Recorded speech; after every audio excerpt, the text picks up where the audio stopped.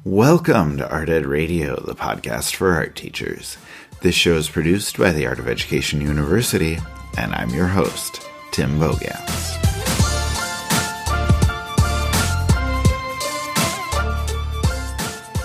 Today, we are continuing on with the journey of schools being closed and teachers not being able to see their students, but as I've said, I'm trying to make the best of this, trying to look at this situation as an opportunity for us to share and for us to learn together as art teachers and to eventually come together and to do what's best for our students.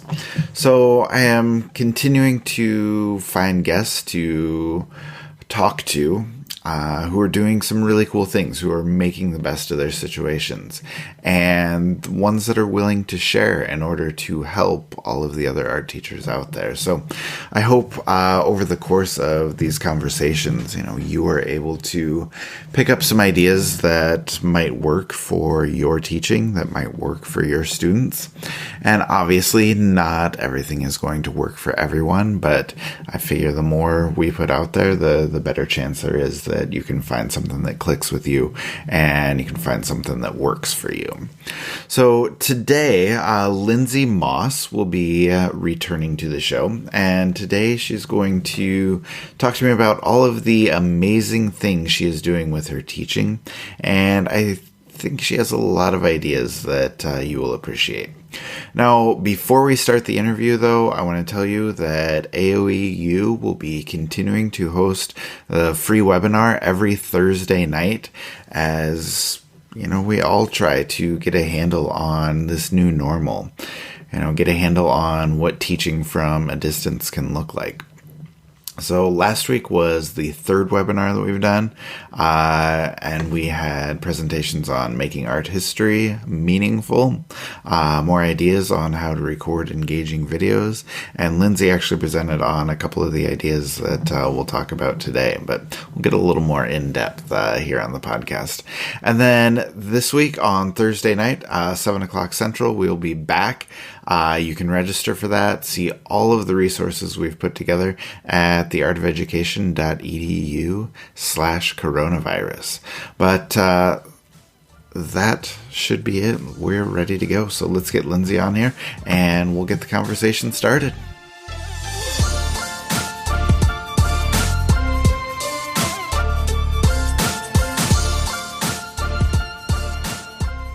All right, Lindsey Moss is joining me now. Lindsey, how are you today? I'm good. Thanks for having me, Tim. Yeah, thanks for coming back. I am thrilled to talk to you. We have lots to go over, but can we begin with you just telling us a little bit about your situation right now? Like, what does life look for you at home? Like, what are you doing teaching-wise?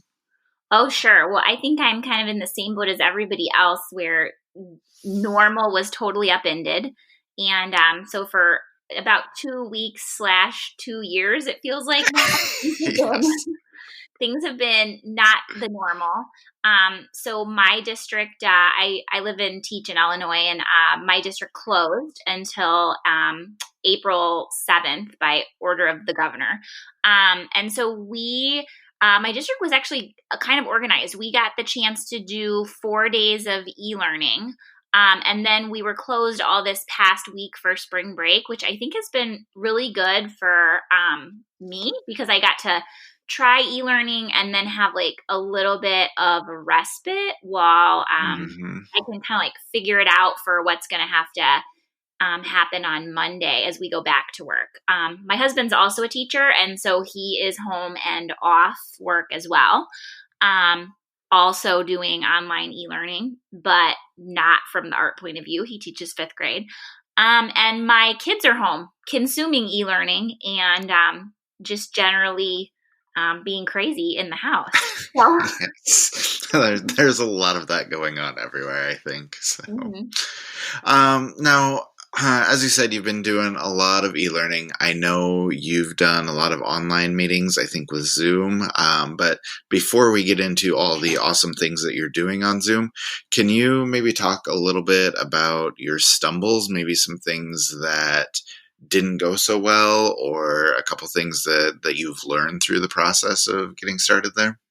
Oh, sure. Okay. So, it's interesting when I'm on social media, which we all are like a lot these days. Um, Yes.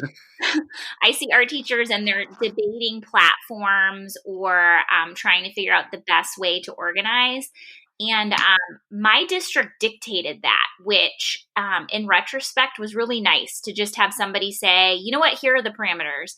Yeah. And for my district, they wanted us to use Google Classrooms, and they wanted us to open a Zoom account so that we could have face-to-face interactions with our kids.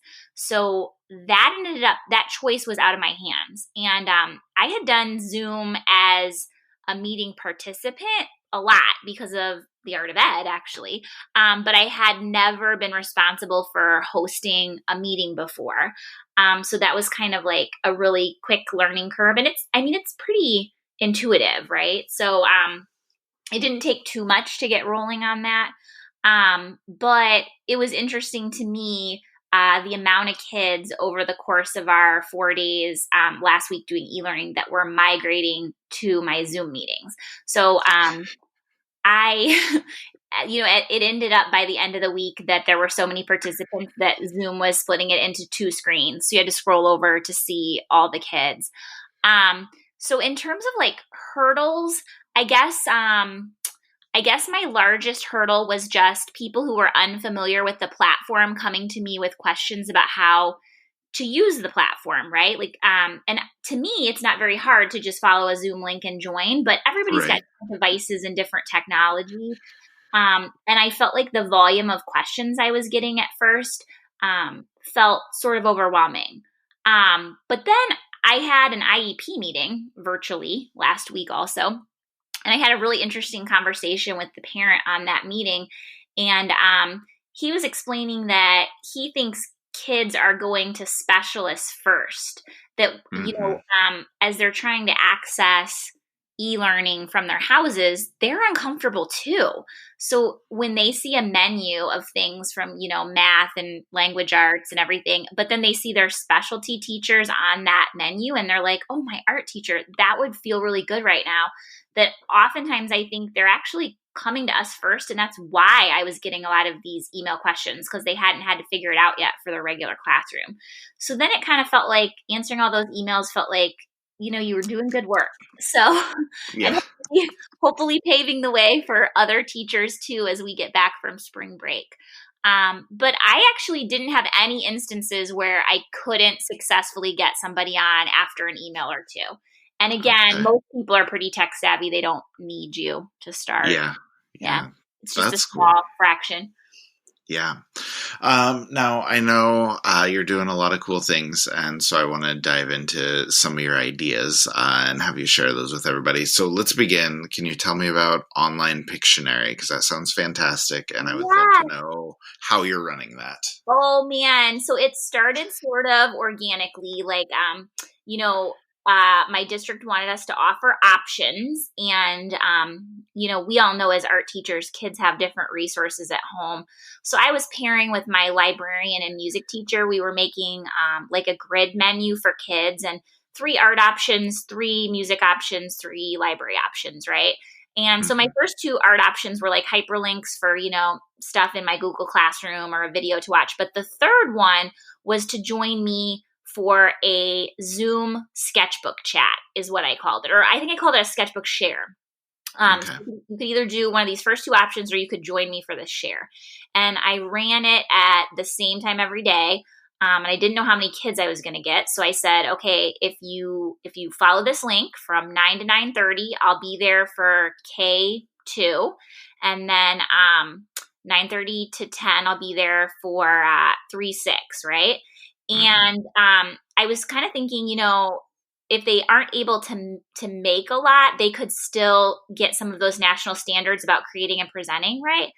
Um, or presenting and responding. So I told them anything you had, you could bring it on and share. So that first Zoom meeting, there were kids there and they were sharing their art, and that took about, 15 of the 30 minutes. And then we all were like looking at each other like, oh, what now? And then I don't know what about Pictionary popped in my head, but the next day when they logged on after the share was done, I told them all just really simple, just go get a piece of paper and anything that writes.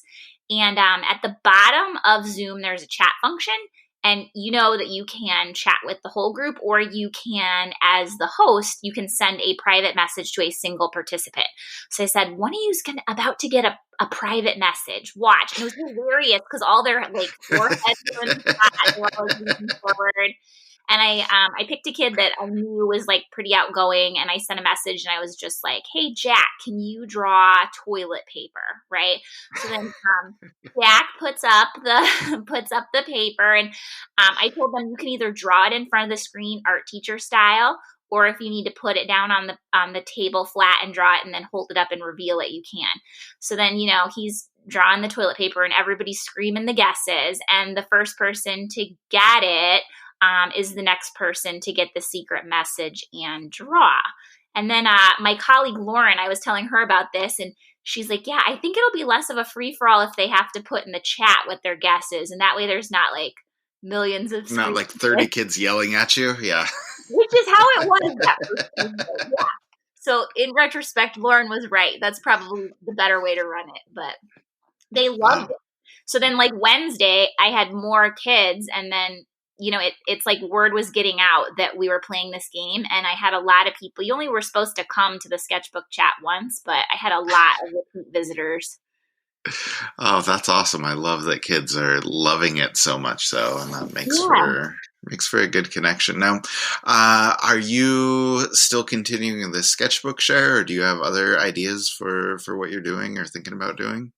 Yeah, so I really liked that because I feel like the sketchbook share really speaks to equity because,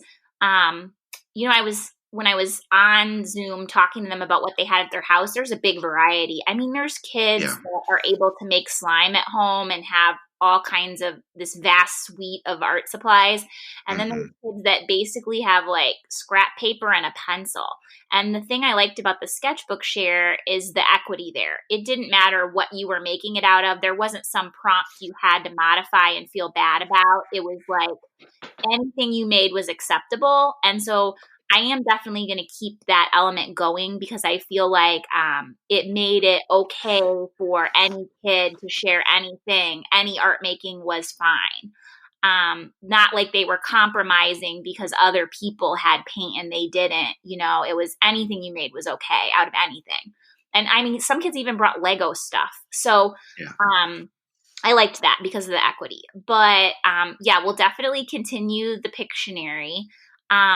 But some other ideas, I'm excited next week because I think we're going to be doing a scavenger hunt. There's so much art vocabulary. And I think sometimes in my classroom anyway, we get so excited about making that vocabulary building, doesn't always take the forefront of class instructional time. Right. You could work on it now. So like, for my littles, okay, go find this texture, go find this color, go find an example of contrast, go find, and I don't think we'll probably do a point system because kids can get ultra competitive. Right. Maybe the group plays against me. Maybe that's how it is. Beat the teacher.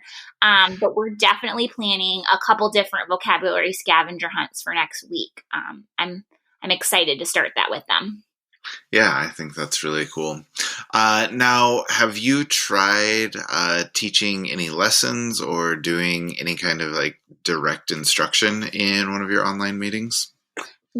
Everything that I did that was lesson-based or more direct instruction was like a link from that menu that I previously mentioned. Yeah. But, when I was talking to the kids in Zoom meetings, a lot of them are trying to access YouTube tutorials right now because they're bored, right? So they're looking for projects or whatever to do. And I asked them about workshops. I'm nervous to make like a specific online instruction mandatory. I like the idea of those being extra, right? Because Yeah. I don't know, to me, when it's like live, there's pressure. If you don't have the right materials or whatever, again, I worry about equity. But I did float the idea to my kids, would you guys be interested if I had a workshop on a certain topic at a certain time of day and I posted what materials or substitute materials might work? Would you be interested in logging on? And they were all like gung-ho about it. They gave me some ideas, but I was nervous about their ideas. They really wanted origami, but I know as an art teacher, origami is hard. That sounds like a disaster, to be Yeah, honest. I feel like that is not where we're going to go the first time. We'll probably do some how to draw stuff, and I've been big into collage on my menus because Okay. everybody has collage materials, and even if you don't have scissors, you can do torn paper collage. If you don't have glue, you can just set things together like a puzzle. So probably if I had to guess what that workshop's going to look like next week, it's probably going to be collage based. Okay, I like that idea too. So that'll be cool. Then I guess just to wrap it up, like, what do you see coming, like, long term? Like, if we're out of school for a while, like, where do you see this going? Or do you have any other big e-learning ideas on the horizon? Other things that you want to try? Wow, it's hard to wrap your head around that because you just don't know, right? Like, I don't know. The news is so conflicting sometimes, and I don't know if we're going to be back in 3 weeks or if we're going to be out the whole year. I guess if it's more of a short-term thing, like I said, I'm interested in kind of floating these workshops. If it's longer term, I'm going to be kind of like, I guess looking at how you can even do a digital art show for your kids with pictures they've submitted. I think for a lot of people, I already had one art show this year, so I'm kind of lucky in that respect, but I think that that's like a really special time of the year as art teachers where kids get to celebrate their making and what they've achieved over the year. And this situation's happening at a time of the year where most people haven't had an art show. Right. I'm trying to investigate ways to honor kids and what they've learned in like a public internet space. I don't know what, but you can't push it out to the whole world, So I don't know. I guess that's going to be the next thing I look at. If it does turn out that we don't finish the school year, that'll be my project for May.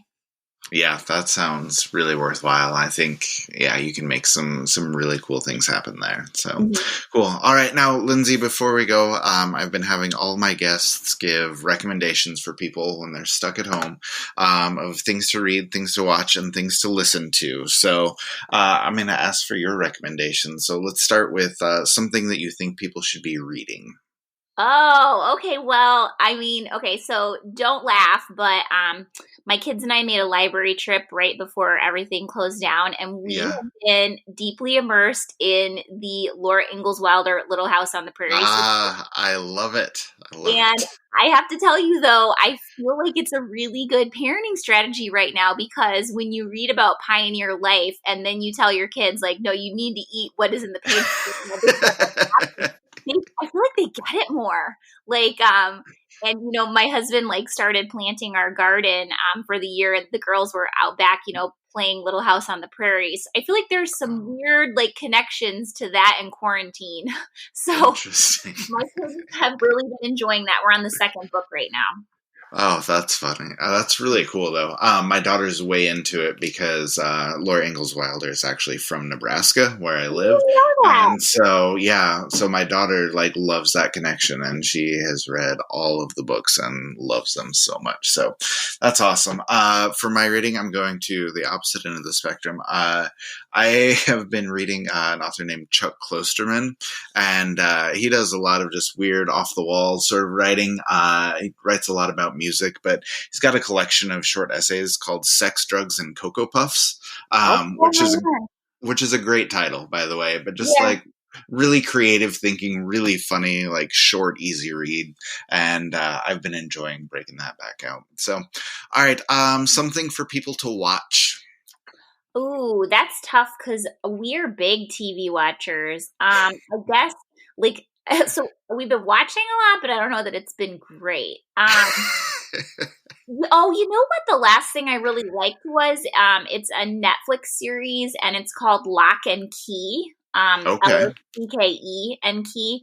And it's based on it's kind of creepy, and it's based on a graphic novel that was written and illustrated by Stephen King's son.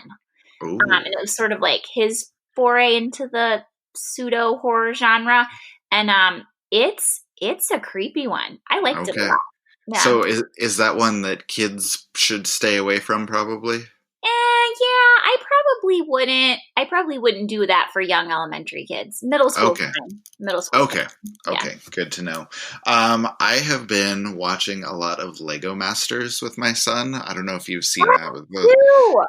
Yeah, it's a great show. Like, the host, Will Arnett, who did the voice for Lego Batman, he's hilarious. And then just watching people build, these amazing Lego things, and it's really inspiring. And so, like, we'll watch an episode, and then my son will be like, "Okay, I have to go build," and like, it's so much fun to kind of watch that with him. So we are also watching that. Do you have a pick for the winner? Who do you think's going to go? Oh, I don't know if I'm far enough in yet to pick a winner. But who are you thinking? Well, I guess based on like the early episodes, I thought that those two guys from the East Coast, one of them's name is Boone. I thought they were good with the beards and the flannel, but I don't think that anymore. Now I think it's going to be that husband-wife duo. Okay. Yeah, I think they're the ones going all the way. All right. Well, we'll have to touch base in a little while and see what happens. All right. And then lastly, something that people should listen to. Oh, I can really only help you with 2 out of the 3 here, because one of the hardships of quarantine is that my kids are like commanding the Alexa at all times. Oh, yes. So my normal music taste, I'm pretty eclectic listener, but we have got a frightening amount of Kids Bop going on, and it's been a little rough. Yeah, I can only handle Kids Bop for so long, and I'm like, no, we need actual music. My ears are bleeding. Yeah. So my recommendation is anything with piano. That's what we've been listening to a lot. My daughter and son both play piano, and they've been wanting to just listen to things that have piano. So we've been trying to bring in a lot of like Elton John, a lot of that. Yeah. I know you're a big fan, but Ben Folds, of course. I love Ben Folds, yeah. And then I've been trying to show like rock bands that use piano too, and like my daughter's really enjoyed Jack's Mannequin. So yeah, just a lot of cool things out there. Alicia Keys, just a lot of good music that features piano, and my daughter's trying to learn to play along. So that's been on my playlist for the last few days at least. So maybe you could have your kids call my kids, because it sounds like a situation. I think that would be worthwhile. I think that would maybe, save you just a little bit. So maybe we'll give that a try. So cool. All right. Well, Lindsey, thank you so much for joining me. It's been awesome to talk to you, and hopefully we can chat again soon. Yeah. Thanks for having me, Tim. All right. Thank you so much to Lindsey for coming on. I will just encourage you to go try some of those ideas while you are distancing yourself. Even if you're not meeting with your students, if you can't do that because of your district, which I've heard from a lot of people, you can take these ideas and you can do some of these ideas with your family or with your friends. I actually did Zoom Pictionary with my family, and it was amazing. So I will definitely say that you should give it a try. Then before we go, just one last reminder that we have our webinar happening on Thursday night, 7 o'clock Central. Check the AOEU website for all the details there, and I'm really hoping that we will see you there. So stay safe, take care of yourself, and take care of everyone around you.